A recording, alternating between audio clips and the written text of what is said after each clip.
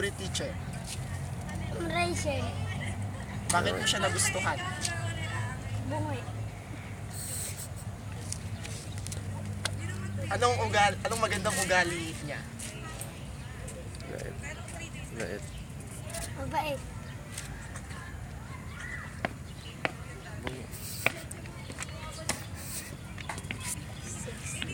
Sexy. Maganda. Anong masasabi mo sa kanya bilang guro niya sa'yo? Pasalamat ka. Thank you.